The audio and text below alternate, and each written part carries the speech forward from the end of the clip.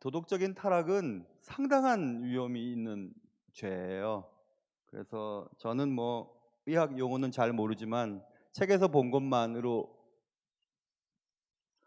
복합적이란 뜻이죠.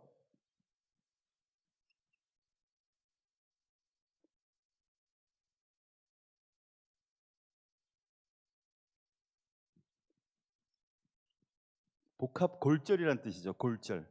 그러니까 사고가 났는데 여기저기가 다 부러진 겁니다. 그것과 같은 것이 비도덕적인 문제예요. 특별히 성적 타락. 오늘은 그 문제를 우리가 얘기해 보려고 합니다. 골절과 같이 여기저기 굉장한 문제가 생기는데 특별히 문제는 뭐냐 하면 하나님과의 관계가 깨어지게 되고, 그리고 가정, 부부 간의 관계도 깨어지고, 그리고 자녀 또 잘못된 길로 갑니다. 이웃과의 관계도 엄청나게 문제가 생기죠. 복합적인 골절 상태. 그게 오늘 우리가 다뤄야 할 성적 타락에 대한 문제입니다. 비도덕적인 성 문제에 대한 문제예요. 굉장히 중요한 내용이죠. 자, 그러면 죄를 계속해서 짓고, 또 특별히 오늘 다윗이 저지른 이 사건은 다윗의 삶뿐만 아니라 하나님의 나라의 축복의 흐름을 너무 급작스럽게 역류하게 만드는 그런 아주 대단한 사건이었습니다. 너무 엄청난 사건이었습니다. 그런데 이 문제는 이러한 사건들이 누구에게나 일어날 수 있다는 것입니다. 누구에게나. 나이도 상관없어요. 배운 것도 물론 상관없고 자신의 성격과도 상관없습니다. 누구에게나 일어날 수 있는 사건입니다. 그런데 그런 사건이 벌어지면 복합 골절이 생겨버려요. 아무것도 할 수 없어요. 아무것도. 그러면 그래서 어떻게 해야 되는가? 우리가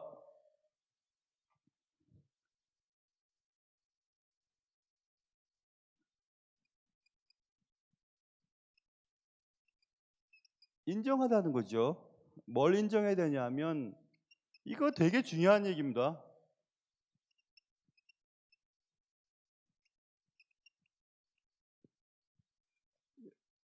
누구든지 자신의 약함을 인정해야 돼요. 거기서부터 문제 해결이 시작되는데, 난 괜찮아. 난 전혀 문제가 없어. 그런 건 나는 전혀 관심이 없어. 그런 사람들이 꼭 문제가 생겨요. 제가 가만히 보니까 성적인 어떤 문제가 생기는 사람을 아주 심하게 질타하는 분들이 또 거기에 넘어지게 됩니다. 굉장히 무서운 얘기예요. 그래, 누구든지 나는 연약해. 나도 그런 문제에 걸릴 수 있어. 나는 나이가 많아서 제외가 되지 않아. 나는 뭐 이런 사람을 누가 그런 일을 당할 수 있겠어? 아니, 전혀 그런 거 없어. 우리 부부는 문제가 전혀 없거든. 그런 사람들이 조심해야 돼요. 저도 포함하는 겁니다. 여러분도 마찬가지고. 그래서 자신의 약함을 인정하셔야 돼요. 인정하셔야 됩니다. 그러려면 어떻게 해야 되냐면, 첫 번째, 결코 하지 말아야 되는 게 있어요. 정말 이 얘기를 먼저 해야 되겠는데. 제가 영어로 쓰는 이유는 몇 가지 이유가 있습니다. 원래 지금 제가 하는 이 과정은 제가 공부하거나 또 제가 어, 갖고 있는 자료들의 기본적인 그 원저자가 있다고 말씀드렸죠. 원저자의 뜻을 그대로 살리기 위함이에요. 또 한 가지는 의외로 이 영상을 보는 세계에서 저를 알고 있는, 또 우리 교회에 관심을 갖고 있는 분들이 계세요. 그런데 한국말은 듣긴 들으나 읽지 못하는 분들이 계시는 분들도 계시고, 그리고 또 선교사님들 가운데서 이거 우리 강의 저녁 주일 예배 강의를 듣고 리스폰스가 옵니다. 많이 깨달았고, 또 선교지에서 그대로 그것을 사용해서 강의하거나 또 교육을 했다고. 그래서 그런 몇 가지 이유들이 저기에 있어요. 그리고 영어를 잘하시는 분들은 아시겠지만 저의 영어 실력이 그렇게 썩 좋지는 못합니다. 그래서 문법적인 것이나 또 단어에서 스펠이 틀리는 경우도 있을 거예요. 그렇지만 뜻을 제대로 전달하고 싶어서 그렇게 한 것이니까 너무 오해하거나 너무 화를 내거나 또 너무 기분 나쁘게 생각하지 마세요. 단지 그런 이유 때문입니다. 순수한 이유 때문에. 그러니까 이제 다시는 안 할 거니까 오늘 이후에는 여러분은 오늘 그래서 never think, 절대로 생각하지 말아야 합니다. 뭘 생각하지 말아야 하냐면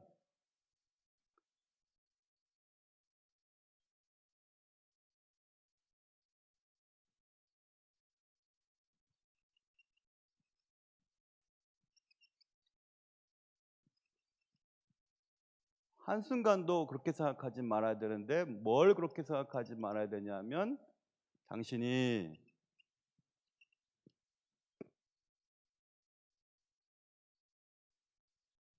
에이 그냥 하기 싫다. 그냥 영어 하기 싫을래요. 그냥 읽고 말아야 될 것 같아요. 그냥 그런 생각이 들었어요. 어, 어, 코로나 때문에 저녁 예배가 시작됐죠. 그리고 저녁 예배를 통해서 그동안 한 2년 정도 가까이 오늘까지는 제가 강의한 거는 50회쯤 됩니다. 꼬박 1년이죠.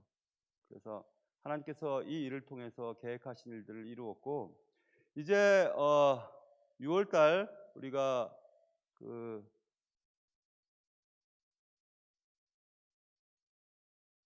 우리가 교회 축하하는 시간들 6월 달 갖고 나서 7월 달부터는 다시 저녁 예배를 오후 3시 반 예배로 돌리도록 결정이 되었어요. 그래서 오늘 제가 이거 하는 게 오늘 마지막일 것 같아요.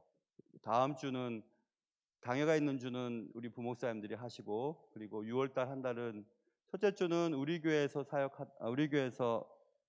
유학 떠나기 전에 어, 우리 교회 계속 다니시다가 유학 떠나서 지금 트리니티 디비니티 스쿨이라고 하는 시카고의 최고 좋은 학교 가운데 하나죠. 거기서 지금 박사과정을 밟고 있는 김인태 목사에게 그동안 한 5년 동안 공부했던 것들 가운데서 중요한 것들 좀 설교 말씀을 준비해 달라고 부탁을 했어요. 그래서 6월 첫째 주는 그렇게 할 것이고 둘째, 셋째, 넷째 주는 우리가 감사 예배를 쭉 드리면서 저녁 예배가 진행되고 7월 달부터는 이제 조금 전에 결정된 겁니다. 그래서 7월 달부터는 다시 3시 반 예배로 돌아가고 그리고 3시 반에 젊은 예배가 장소를 옮겨서 다른 곳에서 1시 반에 되는 것으로 최종적으로 아까 말씀을 나누어서 오늘 제가 하는 것은 마지막입니다.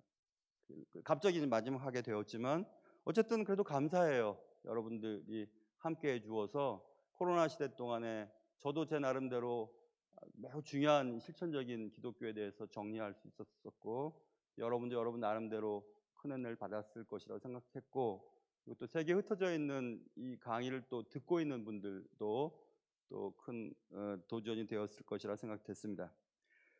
그래서 어, 그래서 오늘 강의는 그냥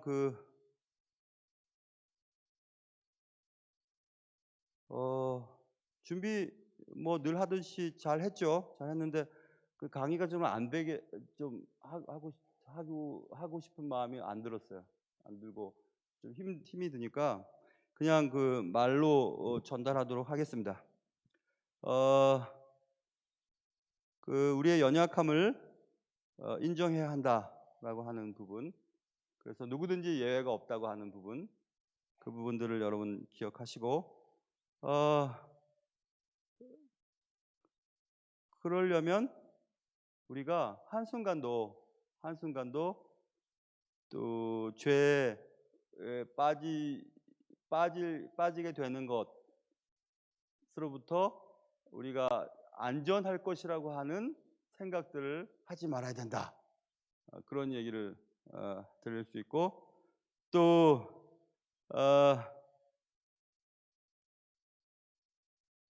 뭐 그런 얘기 그런 얘기가 첫 번째 드릴 말씀이었고요.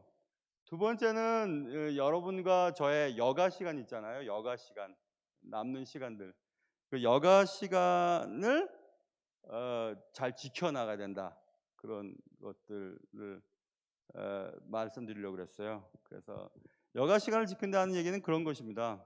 그 우리가 매우 바쁘게 지낸다고 해서 그 바쁨이 우리의 신실함을 보장해 주는 것은 아니라고 하는 사실이에요. 아, 되게 바빠요. 하나님 외에 너무 바빠요. 바쁘니까 난 이 정도면 신실하죠? 라고 말하는 것은 잘못된 것입니다. 잘못된 것이에요. 바쁜 게 좋은 것은 아니거든요. 그래서 오히려 바쁠 때 우리가 꼭 생각해야 할 것은 어, 원래 생각했던 것은 3D, D로 시작하는 단어로 전달하려고 했었어요. 그것은 D로 시작하는 단어 중에서 우리가 이미 공부했던 것들을 요약했습니다. 그 disappointment라고 하는 단어, 그리고 discouragement, depression이라고 하는 이미 다 공부한 것들이에요. 그 세 가지 3D, 3D가 굉장히 위험하다. 그러니까 실망하거나 낙심하거나 침체에 빠졌을 때 이 성적인 문제의 죄에 넘어지기가 매우 쉽다는 것입니다. 그래서 어떤 일에 낙심을 하는 겁니다. 낙심을 해버리면 에이 간둬버려. 그래 낙심을 하고 또 디스커리지먼트 우리가 이미 공부했죠. 그러니까 낙담이라고 할 수도 있고 용기를 잃어버리는 것입니다. 아, 하기 싫다. 내가 뭐하러 이렇게 해. 디스커리지먼트 침체에 대한 부분 했죠. 디프레션 침체에 대한 부분. 이럴 때 조심해야 된다. 그런 얘기들을 하려고 했었고 그리고 세 번째 제가 얘기하고 싶었던 것은 책임감에 대한 부분인데 먼저 생각해서 쓰려고 했던 것은 remain accountable이라고 해서 책임감을 지키는 부분이에요. 책임감을 갖는 부분인데 이 책임감을 갖는 부분은 이런 것입니다. 제가 나누고 싶었던 것은 초개인적인 개인주의적인 나 혼자만 신앙생활 잘하려고 하는 분들 계시지 않습니까? 그런 분들 나 혼자면 괜찮아. 그런 분들이 쉽게 죄에 떨어져요. 그래서 그런 것을 방지하려면 같은 성 그러니까 남성이면 남성, 여성이면 여성 동질 그룹에 친구들 모임이 있으셔야 돼요. 정기적으로 그들과 교제하면서 나의 상태, 나의 연약한 상태들을 얘기를 나누는 것입니다.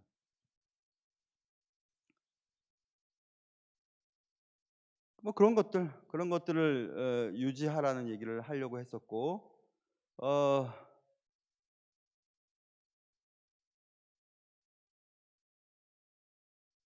그리고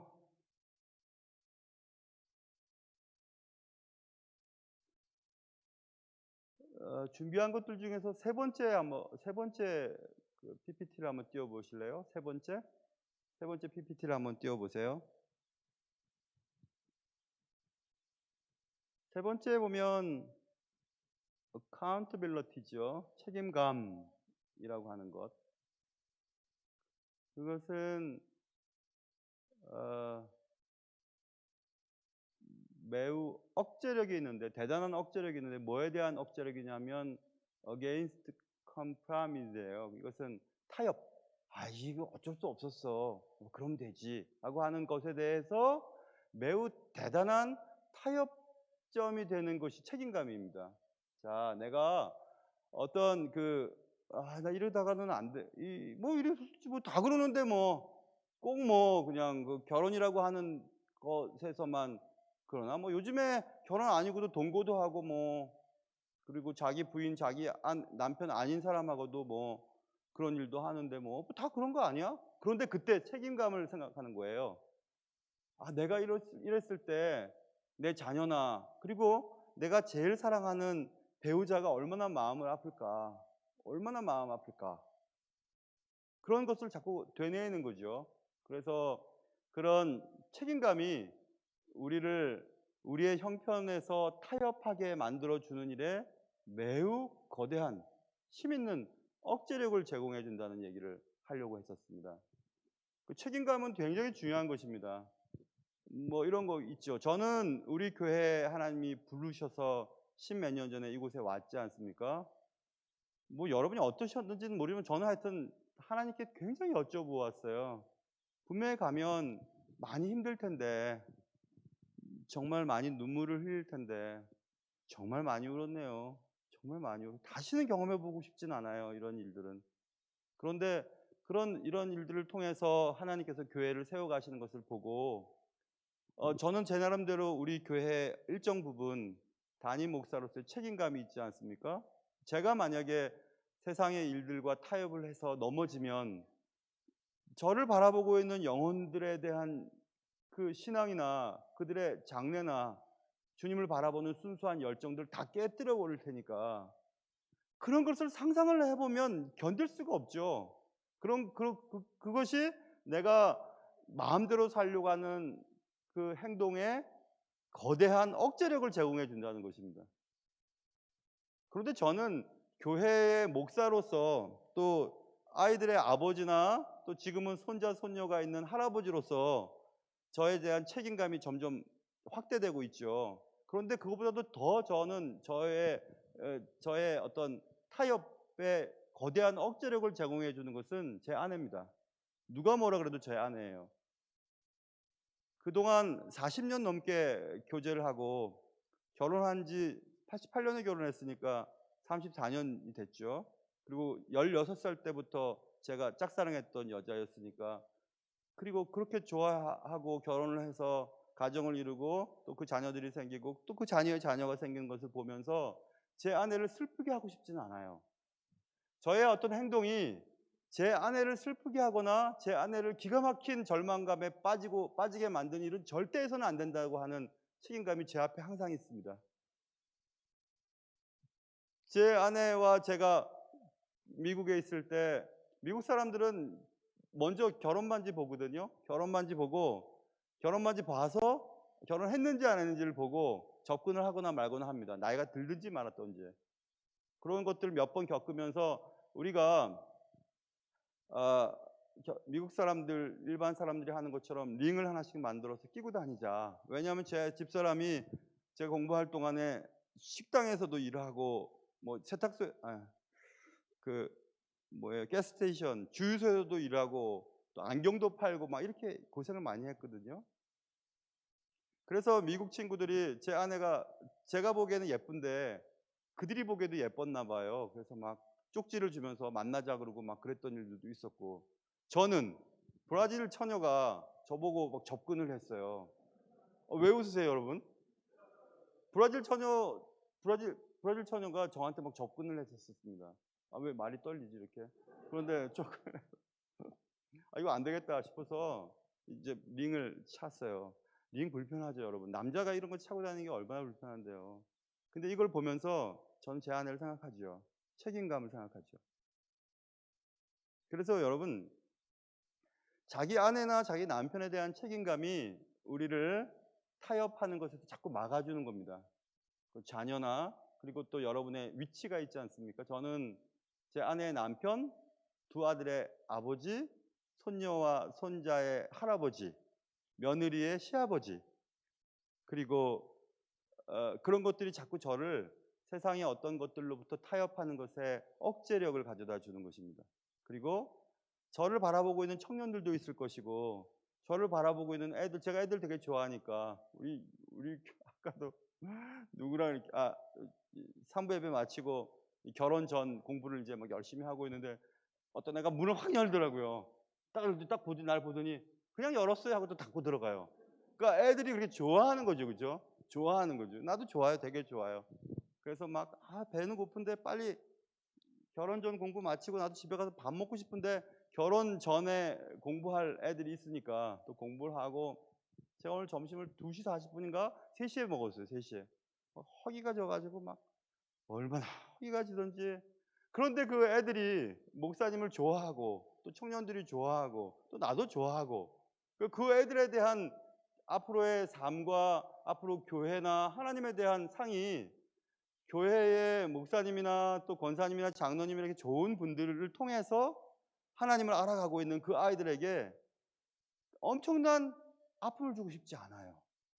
그래서는 안 될 것 같아요. 내가 교회에서 막 소리를 지르는 것을 애들이 봤습니다. 이런 교회 안 다녀? 무슨 예수 믿는 사람들이 소리를 질러? 멱살을 막 잡아요. 멱살 잡는 게 저기 교회야? 나 교회 안 다녀. 여러분, 전도를 하다 보면 교회 안 나오겠다고 하는 사람들의 대부분은 어릴 때 대부분 레파토리가 똑같습니다. 뭐 장로님이랑 목사님이랑 싸우는 것을 봤다. 또 뭐 돈을 꿔줬는데 못 받았다. 약속을 안 지켰다. 뭐 교회 직분자가 욕하는 것을 봤다. 뭐 이런 것들이에요. 대부분 그런 나쁜 기억들이 그들이 교회로 오는 것을 막거든요. 근데 그것을 어떻게 감당하겠어요? 하나님 앞에 갔을 때. 내가 나의 삶이 나의 말과 나의 행동이 누군가가 주께로 나오는 일에 걸림돌이 되게 했다면 그것만큼 아픈 일은 없죠. 그게 책임감입니다. 책임감이에요. 그런 책임감은 우리를 자꾸 세상의 어떤 풍토와 세상의 조류에 타협하려고 하는 것들에 대해서 아주 거대한 그런 억제력, 아까 디터먼트라고 썼나? 휴즈 디터먼트, 거대한 아주 대단한 억제력을 제공해 주는 것입니다. 그게 책임감이에요. 여러분 한번 생각해 보세요. 날 사랑하고 날 바라보는 사람들에게 눈물을 흘리게 만들고 그들을 괴롭게 만드는 것은 있을 수 없는 거예요. 그러면 안 돼요. 정말 안 됩니다. 그게 책임감이죠. accountability. 그런 얘기를 하려고 머릿속에 담아 놓았었어요. 그리고 또 하나는 그것과 연관지어서 여러분 리허설이라는 말이 있잖아요. 리허설. 그러니까 오늘도 결혼 공부 이제 하면서 6월 4일 날 결혼하는 애들이에요.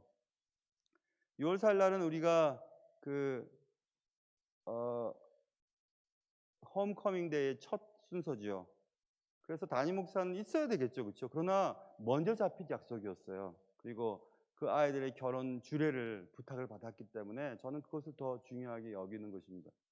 그래서 그 홈커밍 데이 때 잘 됐다 싶어서 오히려 일대 우리 충신 교회를 설립하신 조 목사님의 아드님이 또 목사님이시잖아요. 그래서 제가 부탁을 드렸어요. 그 아이디어는 또 누군가 제공해 주셨고, 그래서 이렇게 설교하면 좋겠다 부탁을 하고 나도 기도할게 하고, 조 목사하고는 저랑 형 동생처럼 제가 잘 지내요. 매주 문자를 나누고 매주 기도 제목도 요청하고 그럼 저는 또 기도하고 또 그렇게 지내요. 막 제가 막 동생처럼 합니다.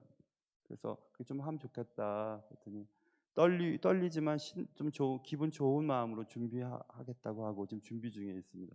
저는 이제 그 결혼 주례를 하고 급하게 또 와서 이제 2부 예배부터 2부 순서부터 참여하려고 그렇게 이제 하고 있죠. 그래서 이제 아이들 오늘 마지막 공부니까 리허설을 했어요. 결혼식 때. 리허설을 왜 하게 됐냐면 제가 주례를 맡은 아이들은 꼭 리허설을 시킵니다. 왜냐하면 제가 결혼할 때 저도 물론 제가 자라는 교회에서 결혼을 했는데 아무도 그런 걸 가르쳐 주지 않았어요. 그래 장인어른이 저희 집사람을 이렇게 데리고 들어왔잖아요. 아내의 오른쪽에서 데리고 오죠. 그렇죠? 그러면 저는 이제 아내를 장인어른으로부터 인계를 받아야 되잖아요. 그러니까 저는 당연히 장인어른 자리로 들어갔어요. 그랬더니 목사님이 신랑 신부 왼쪽에서라고 왼쪽에 제가 들리나요? 결혼을 처음 하는 건데. 그래서 무슨 말인지 모르겠어요. 신부 왼쪽에서라고 왼쪽에 그게 아직도 영상에 남아 있어요. 그 왼쪽에서라는 게 저는 당연히 장인어른으로부터 사랑하는 여인을 인계받은 거니까 장인어른 자리로 들어가는 줄 알았습니다. 그런데 반대였어요. 반대로 들어왔다가 결혼을 후에 뒤를 돌면 이제 드디어 나의 왼쪽에 내 아내가 있는 거죠. 그래서 왼쪽에 있는 이 여인을 보호하면서 앞으로 나가는 겁니다. 기사도 정신이 기사가 왼쪽에 있는 약자를 보호하면서 앞으로 나가는 것처럼 그런 것들을 일일이 가르쳐 줘야만 실수를 안 하거든요. 그래서 리허설을 꼭 해요. 미리 이렇게 결혼식 당일날에 해야 할 일들을 쭉 리마인드 시키는 거죠. 리허설을 하는 겁니다. 오늘 그 일을 했어요. 그러니까 리허설은 아직 일어나지 않았지만 일어난 것처럼 여기고 그것을 지금 머릿속으로 쭉 나가는 겁니다. 그럼 실수할 일이 없거든요. 그런데 이 특별히 성문제에 대한 이것은 리허설을 계속 해봐야 돼요. 내가 만약 타협을 하거나 혹은 결혼이라고 하는 범주 바깥에서 성적인 문제를 세상 사람 다 그러는데 요즘 안 그런 사람이 어디 있어? 청년들 다 그런데 라고 생각하고 정말 이 대상이 나의 아내가 되고 내 남편이 될 것이라고 하는 분명한 확신이 있다고 해도 그 상대방을 너무 귀하게 여기니까 지켜줘야 하거든요. 그런데 그런 생각하지 아니하고 그냥 막 관계를 저지르는 겁니다. 그런데 미리 리허설을 하는 거죠. 자, 맞아. 이 사람과 내가 결혼이라고 하는 범주 내 이외에서 문제를 일으켜. 만약에 그렇게 됐을 때 만약 결혼 안 한 사람이라면 만약에 어찌어찌해서 이 사람이랑 결혼하지 않게 된다면 저 사람은 어떻게 되고 나는 어떻게 되는 거지? 나는 누군가 내게 올 내 배우자에게 그 배우자는 나의 첫 사람이 아니게 되면 그 사람에게 나는 큰 죄를 짓는 거 아닐까? 미리 생각을 하는 겁니다. 계속 생각을 하는 거예요. 그리고 하나님도 보고 계실 텐데 그리고 하나님이 그런 관계가 좋지 않은 관계에서 태어난 아기 다윗 같은 경우는 바스바의 그런 관계에서 태어난 아기를 하나님 데려가 버리시잖아요. 그런 일이 생긴다면 그것을 어떻게 감당해야 하지? 그리고 혹시 내 자녀에게 나의 행동이 죄의 열매들로 나타나게 될 때 그것을 어떻게 감당할 수 있지? 여러분 우리가 죄를 지으면 죄의식이 우리 속에 남아있거든요. 그래서 어떤 일이 잘못된 일이 벌어지면 내가 지은 그 죄 때문에 내가 이런 고통을 받는 거라라고 생각을 하게 됩니다. 특별히 자녀 문제는 그래요. 자녀에게 무슨 문제가 생깁니다. 그러면 내가 뭘 잘못했기 때문에 이 자녀가 고통을 받는구나 이렇게 생각해요. 그럼 지울 수가 없어요. 그걸 리허설을 하는 겁니다. 계속. 결혼한 사람이라면 내가 맞아 이렇게 타협을 해서 결혼 이외에 성관계를 가졌어요. 그랬을 때 이 사실을 내 배우자가 알게 되었을 때 그 배우자가 얼마나 슬플까? 그리고 그 자녀들이 그것을 알게 된다면 얼마나 괴로울까? 나를 알고 있는 사람들이 그 사실을 알게 되었을 때 나는 얼마나 창피할까 생각해 보는 겁니다. 그걸 리허설이죠. 그 일이 생기지 않았지만 그 일이 생긴 것처럼 머릿속에서 계속 가보는 거예요.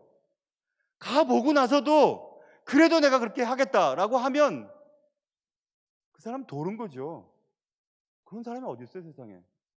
그렇게 날 위해 평생을 내 뒷바라지하고 또 사랑한다고 해서 결혼한 사람들의 마음을 갈기갈기 찢어놓고 그리고 가정을 파괴시키면서까지도 내가 행복하겠다? 그건 나쁜 사람입니다. 요즘 여러분 그래서 드라마나 소설 같은 것도 여러분 함부로 보시면 안 돼요. 아주 불륜을 좋게 그려놓은 영화나 그 연극이나 소설에 주로 등장하는 단어가 뭔지 아세요? 미치도록 사랑하고 싶다는 겁니다. 미치도록 사랑하고 싶다. 그런데 미치도록 사랑하는 대상이 누구냐면 내 배우자가 아닌 거예요. 내 배우자와 지금까지 지낸 것은 사랑이 없었던 거죠. 그 아내를 그 남편을 만났을 때 그 감정은 아무것도 아닌 것이 되어버린 것입니다. 그리고 미치도록 정말 사랑하고 싶은 거예요. 한 번도 사랑해보지 못한 그 사랑을 해보고 싶은 겁니다. 나이가 50이 되고 60이 되고 70이 돼서도 그렇게 한번 해보고 싶은 거예요. 메디슨 카운티의 달이 아주 좋은 책이고 영화도 아주 멋지게 배우들이 아주 멋지게 연기를 했지만 그게 뭐가 좋습니까? 그게 뭐가 좋은 거예요 그게. 그건 책임감이 없는 거죠. 그걸 멋지게 그려놓으니까 나도 저런 사랑을 해보고 싶어 이렇게 생각을 하게 만들고 미치도록 사랑하고 싶어. 내가 저 사람과 살아온 것은 미치도록 살아온 게 아니지 하고 그 사람과 지내온 것까지도 그 사람과 해왔던 사랑까지도 그냥 팽개쳐버리는 아주 나쁜 행동입니다. 근데 그걸 왜 그렇게 저지르냐 하면 머릿속에서 리허설을 안 해서 그래요. 리허설을 한번 해보세요. 내가 이런 일을 했을 때 어떤 일이 벌어지고 결과가 어떻게 될 텐데 어떻게 되겠지 생각을 해보면 감히 그렇게 할 수가 없어요. 그렇게 할 수 없을 것 같아요. 그렇게 할 수 없을 것 같아요. 나의 즐거움 때문에 내 아내와 내 남편을 아프게 할 수 없을 것 같아요. 정말 그럴 것 같아요. 지금까지는 어떻게 살았는지 모르지만 앞으로는 그렇게 해서는 안 됩니다. 그건 안 되는 것입니다. 뭐 그런 얘기를 하려고 머릿속에 넣었었습니다. 그래서 우리는 질문을 던질 수 있죠. 뭐 이런 질문을 제가 만들어 봤어요. 성적인 부도덕한 것, 그것이 용서할 수 없는 죄인가? 라고 하는 질문을 던지는 겁니다. 성적 부도덕, 그것이 용서할 수 없는 죄인가? 라고 질문을 던지면 of course not이에요. 아니에요. 용서할 수 있어요. 근데 문제가 있어요. 그 문제가 뭐냐 하면 다윗이 다윗이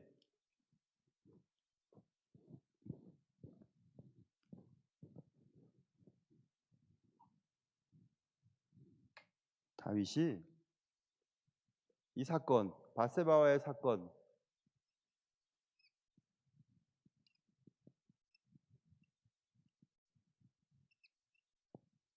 이 사건, 이 시점으로부터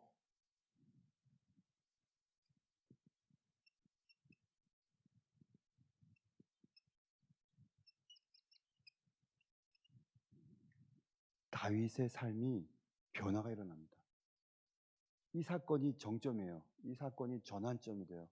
다윗의 그동안 제가 아까 어떤 책을 보면서 다윗의 위대성을 보았는데 다윗의 전쟁한 그 횟수와 승리와 패배한 횟수를 기록해 놓은 글을 읽었어요. 다윗이 14번인가 전쟁을 벌입니다. 14번인 것 같아요. 제가 아까 아침에 읽었었는데 14번 전쟁을 벌이는데 한 번도 진 적이 없어요. 다윗은. 여호수아는 8번인가 전쟁을 벌이고 6번 이기고 2번 지고 이렇게 좀 재미나게 이렇게 그 성경의 인물들이 전쟁을 벌이고 승리하고 패배하는 것들을 기록해 놓았는데 다윗만큼만 패한 적이 없어요. 자, 대단한 분이죠. 그런데 다윗은 이 사건 이후로부터 다윗의 삶이 바뀌는데 너무 슬픈 글이에요. 다윗이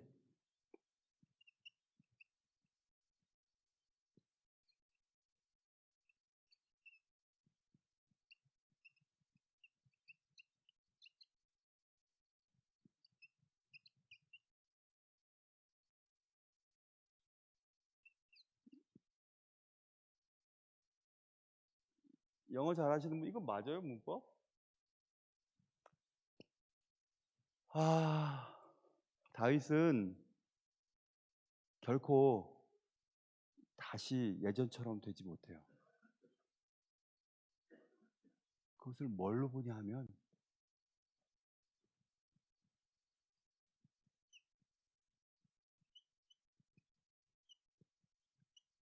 한번 띄워 보실래요? 사무엘하 12장 10절부터 12절까지 말씀인데 한번 읽어 보겠습니다. 시작. 이제 내가 나를 업신여기고 햇사람 우리아의 아내를 빼앗아 내 아내로 삼았은즉 칼이 내 집에서 영원토록 떠나지 아니하리라 하셨고 여호와께서 또 이와 같이 이르시기를 보라 내가 너와 내 집에 재앙을 일으키고 내가 내 눈 앞에서 내 아내를 빼앗아 내 이웃들에게 주리니 그 사람들이 내 아내들과 더불어 백주에 동침하리라. 너는 은밀히 행하였으나 나는 온 이스라엘 앞에서 백주의 이 일을 행하리라 하셨나이다 하니 너무너무 슬픈 일이 벌어져요. 이 사건 이후로 다윗의 삶이 완전히 바뀝니다. 하나님이 그와 함께 하시고 그의 삶 속에 얼마나 세밀하게 간섭하시고 다윗의 그 영적인 그 민감성이 대단했거든요. 그런데 그 이후로 다윗의 삶이 완전히 변해버립니다. 우리는 다윗의 삶을 전적으로 봤기 때문에 다윗의 삶이 변한 것을 알지만 그 당시 때 다윗은 왜 내 삶이 이럴까? 왜 내 자녀들이 이럴까? 왜 내 자녀들 가운데 이런 성적인 문제가 발생되고 살인 사건이 발생되고 또 은밀히 행했던 나의 죄들이 내 자녀들 때는 왜 백주에 이런 일들이 벌어질까 하고 너무 괴로워합니다. 다윗은 너무 괴로워해요. 다윗은 그의 아들 장남이 셋째 아들로부터 죽임을 당한 것도 보고, 그의 딸이 배다른 오빠에게 겁탈을 당한 것도 보고, 또 그가 사랑하는 아들이 그를 죽이려고 다가올 때 신발도 신지 못하고 도망가는 일들도 경험하게 되고, 그래도 너무 사랑하니까 용서하려고 했던 그 아들이 또 권력에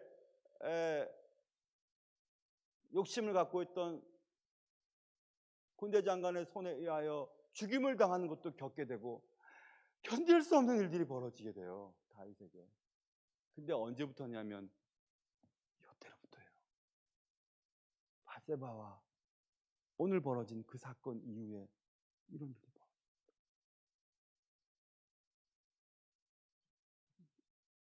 감당할 수 있겠어요, 여러분?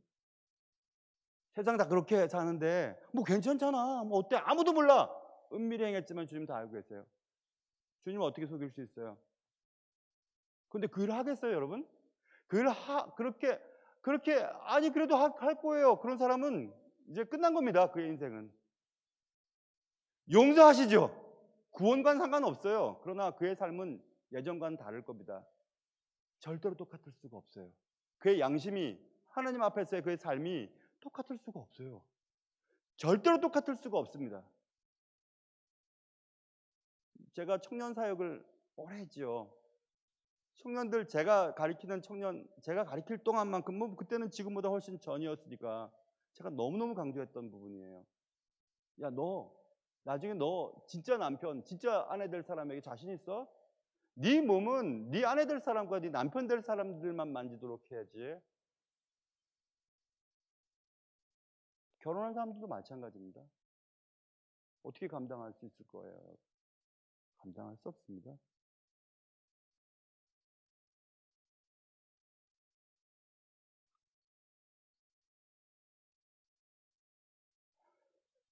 그래서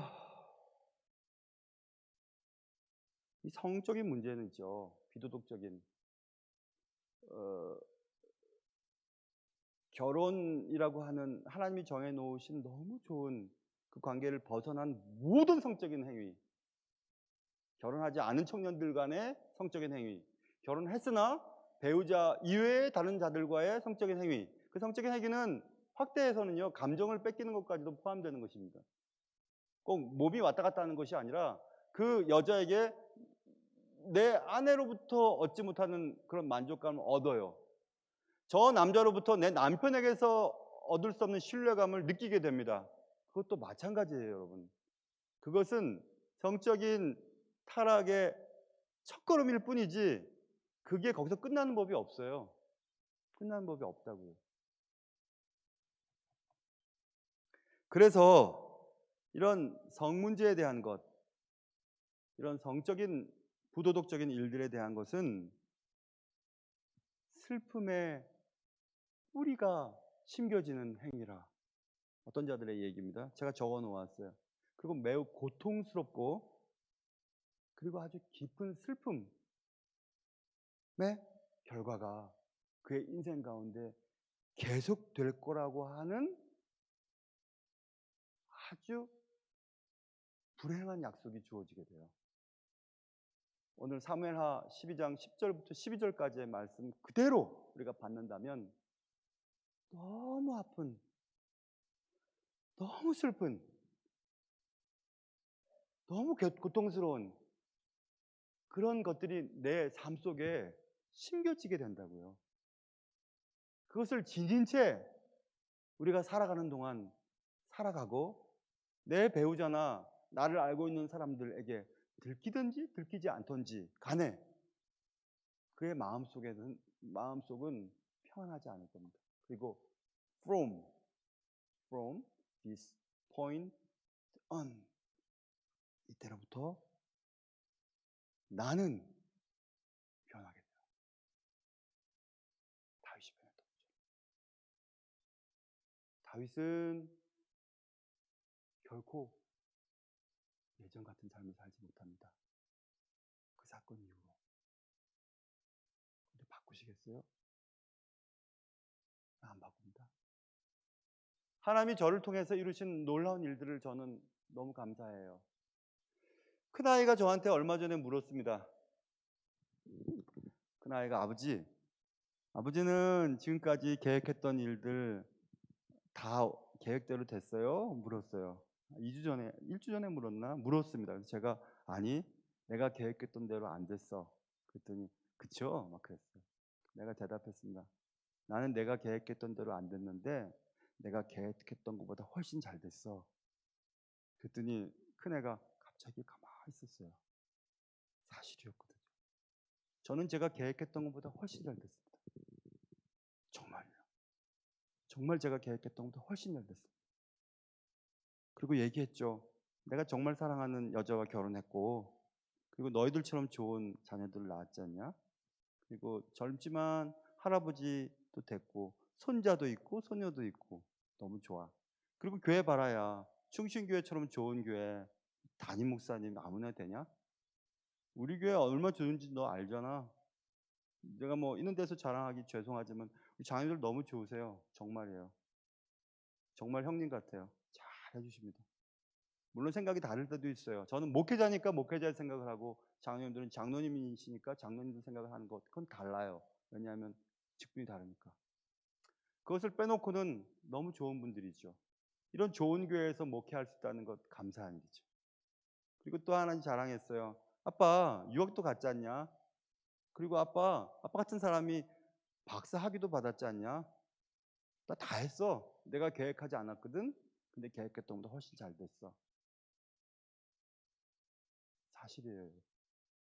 근데 이렇게 하나님이 저를 후대하시고 조화라 하시고 잘 되게 하셨는데 이것을 포기하고 싶지 않아요. 한 번의 실수와 한 번의 타협으로 이것들을 다 없애고 싶지 않아요. 그 날 믿는 내 아내와 내 아들들과 내 손주들에게 부끄러운 일들 하고 싶지 않아요. 그리고 나를 바라보고 좋아라 하는 청년들과 우리 교회 정말 좋은 성도들에게 실망 끼쳐드리고 싶지 않아요. 그래서 저는 매우 조심합니다. 너무너무 조심하죠. 아까 말씀드렸죠, 여러분. 우리의 약함을 인정하셔야 돼요. 누구나 예외는 없습니다. 여러분도 저도 똑같습니다. 하나님 지켜주시지 아니하면 절대로 이 혼탁한 세상 속에서 이 세속적인 세상 속에서 거룩함을 지켜나가기는 어렵습니다. 목회자들도 다 넘어갔어요. 그들이 쌓아놓은 명성 하루아침에 다 넘어가 버렸습니다. 그런 실수 하고 싶지 않아요. 그리고 주님이 함께 하여 주셨던 지금까지의 놀라운 은혜로운 삶을 변질되게 만들고 싶지는 않습니다. 그래서 저는 이 부분에 대해서 여러분과 나누고 싶었어요. 한 3, 4년 정도 더 할 거 제가 준비하고 있었습니다. 언제 기회가 되면 할 수 있겠죠. 그런데 오늘부로 제가 할 수 있는 일은 이제 마치려고 해요. 뭐 그동안 한 50과 정도의 그 교재들은 이미 다 보관되어 있습니다. 필요하신 분들은 얼마든지 드릴 거고 또 그거 달라고 하는 목회자들도 있어요. 저 후배 목회자들에게 그대로 다 보냈습니다. 다 줍니다. 뭐 도움이 될까 싶지만 그래도 타 문화권 그리고 영어를 하는 사람들에게 그냥 읽으면서 전달할 수 있는 것들이라고 생각해서 다 준비한 것이거든요. 만들어진 교환 하나도 없어요. 다 제가 알고 있고 갖고 있는 것으로 만들어가면서 매주 준비했습니다. 오늘까지예요. 뭐 어떤 여러 가지 이유들로 인하여 이제 제가 할 일은 제가 마친 것 같은데 그것도 감사합니다. 하나님이 그럴 만한 이유가 있었을 것이라고 생각했고 아무튼 그동안 잘 열심히 했어요. 6월 한 달은 우리가 감사 달로 마무리하고 이제 7월 달부터 이제 정상적인 교회의 어떤 루틴하게 돌아가는 식당도 이제 준비가 되고 그래서 저녁 예배가 오후 예배로 돌아가고 그렇다면 이제 문제는 오후 예배에 대한 부분은 또 장인들 생각이 있으셔갖고 아직 아까 말씀하셨는데 뭐 가장 좋은 방식으로 이끌어가도록 하겠습니다. 여러분 믿으셔도 돼요. 우리 장인들 지혜로우십니다. 그리고 또 저도 그렇게 막 결정하고 그러진 않아요. 근데 어찌됐든 그런 일들이 앞으로 있다는 걸 기억하시고 오늘 여러분과 저에게 제게 주어진 이 기회들 마지막 시간에 이 다윗의 결정적인 실수, 그 결정적인 실수가 그의 가문에 닥친 놀라운 아주 치명적인 그런 저주, 물론 용서받고 다윗은 지금까지도 대단한 분으로 우리가 기억하지만 이 사건 이전과 이후의 다윗의 삶은 너무 달랐습니다. 여러분, 이런 일들이 발생될 수 있을 거예요. 여러분이나 저나. 그런데 꼭 생각하세요. 꼭 머릿속에서 되뇌이세요. 그리고 나를 알고 나를 믿고 나를 사랑해 주는 사람에게 아픔과 또 실망과 또 하나님을 멀리하는 복합 골절을 일으키는 그런 사람이 되지 않았으면 참 좋겠다라는 생각으로 오늘 저녁 예배를 저녁 말씀을 마치려고 합니다. 아무튼 너무 애쓰셨어요. 다음 주 우리 부목사님 가운데 순서 맡으신 분이 하실 것이고 6월 첫째 주는 김인태 목사님, 최근에 신학적인 트렌드에서 가장 최고의 학교에서 공부를 하고 잠깐 비자 문제 때문에 아까 오늘 오전 예배드리고 저를 만났는데 부탁했습니다. 말씀 좀 전해달라고. 내가 말씀 들어오면 제가 이제 막 후배 목사니까 막 반말하는데 네가 얼마나 공부 열심히 했는지 내가 볼 수 있어. 잘 준비해서 말씀 전해줘라고 했고, 그리고 6월 둘째 주부터 마지막 주까지는 그 감사 축제로 지나고 7월 달부터는 3시 반에 만나는 것으로 깔끔하게 정리를 하면 좋을 것 같아요. 여러분 아무튼 애쓰셨고 우리 찬양하면서 하나님 앞에 기도하고 그리고 마치도록 하겠습니다.